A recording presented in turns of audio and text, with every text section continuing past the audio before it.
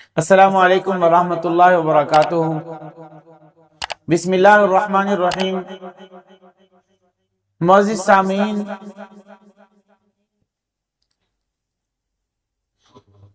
مسجد اقصی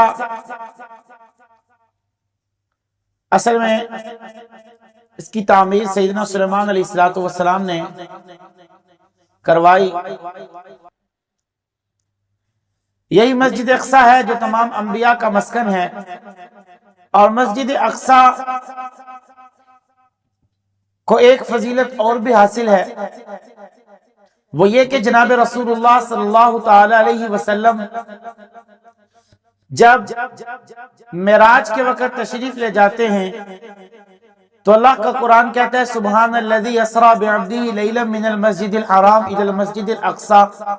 نبی کریم صلی اللہ تعالی علیہ وسلم نے جو معراج کا سفر زمینی کیا وہ مسجد حرام سے لے کر مسجد اقصی تک کیا۔ مسجد اقصی ہی وہ مسجد ہے جس میں جناب رسول اللہ صلی اللہ علیہ وسلم کو تمام نبیوں کا امام بنایا گیا۔ یہ مسجد اقصی ہے، لیکن آج فلسطین کے اندر یہی مسجد اقصی پر مسلمانوں کا یہ قبلہ، پہلا قبلہ جسے بیت المقدس کہا جاتا ہے، اس پر آج ظلم کیا جا رہا ہے۔ آج اس پر تشدد کے پہاڑ توڑے جا رہے ہیں۔ آج دنیا کائنات کے تمام مسلمان خاموش نظر آتے ہیں۔ صرف وجہ کیا ہے؟ وجہ یہ ہے یہودیوں نے ظلم اس مسجد اقصی پر توڑ دیا ہے۔ مظلوم فلسطینی بیچارے شہید ہو رہے ہیں۔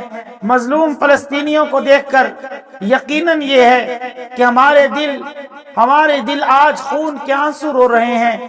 لیکن آج اگر کوئی فلسطین کے بارے میں یہ کہتا ہے کہ اسرائیلی چیزوں کا بائیکاٹ کیا جائے، اسرائیل کی جتنی چیزیں ہیں چھوڑ دی جائیں، تو اگر کچھ لوگ بائیکاٹ کرتے ہیں تو سوشل میڈیا پر آ کر یا کسی اور ذریعے سے چند لوگ آ کر یہ کہتے ہیں کہ یہ تو ڈسٹریبیوشن ہے جو انہوں نے پاکستانیوں کو دی ہیں، اب اس سے ان کو پاکستانیوں کو نقصان ہے۔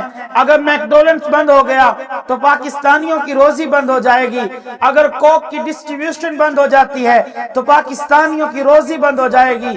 میرے دوستو، آج صرف اتنا کہنا چاہتا ہوں، ان لوگوں نے سب کچھ کیا ہے، لیکن آج مسلمان اگر کچھ نہیں کر سکتے تو ان کے لیے نہ دعا کرتے ہیں، نہ ان کی چیزوں کا بائیکاٹ کرتے ہیں، بلکہ بجائے بائیکاٹ کے یہ کہتے ہیں کہ ڈسٹریبیوشن ان لوگوں نے لے کر دیا ہے، پاکستانیوں کی روزی بند ہو جائے گی۔ میرے دوستو، سوچنے کا مقام ہے۔ حالانکہ میرے آقا محبوب علیہ السلام نے تو یہ ارشاد فرمایا تھا کہ اگر ایک مسلمان کو تکلیف ہوتی ہے تو دوسرے مسلمان کو بھی ہوتی ہے، کیونکہ المسلم من سلم المسلمون من لسانہ و یدہ۔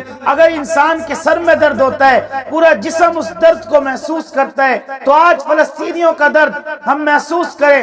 خدا را ان لوگوں سے بچیں جو یہ کہہ رہے ہیں کہ ڈسٹریبیوشن یہ پاکستانیوں کو نقصان ہوگا، ہمارے اپنے ملک کا نقصان ہوگا۔ کل قیامت کے دن ہم نے اپنے اللہ کو جواب دینا ہے۔ تو آج ہم اسرائیلی چیزوں کا بائیکاٹ کریں اور ان لوگوں کو سننا چھوڑیں جو ڈسٹریبیوشن کہہ کر ہمارے ذہنوں میں یہ خیال بٹھا رہے ہیں کہ جناب اگر اسرائیل کی چیزوں کا بائیکاٹ کیا، اور پھر یہ بھی کہا جاتا ہے کہ پاکستان میں اور ہے ہی کیا، اسرائیل کے علاوہ ساری پروڈکٹ ان کی ہیں، کوک نہ پئیں تو کیا پئیں، سپرائٹ نہ پئیں تو کیا پئیں، اگر ان کی چیزیں استعمال نہ کریں تو کیا کریں۔ متبادل لسٹ الحمدللہ علماء نے تیار کر بھیج دی ہے، شیئر کی ہے مختلف جگہ پر۔ آپ ان کی چیزوں کو چھوڑیں اور ان لوگوں کو مت سنیں جو یہ کہہ رہے ہیں کہ ڈسٹریبیوشن ان لوگوں نے لے کر دی ہے، پاکستانیوں کو نقصان ہوگا۔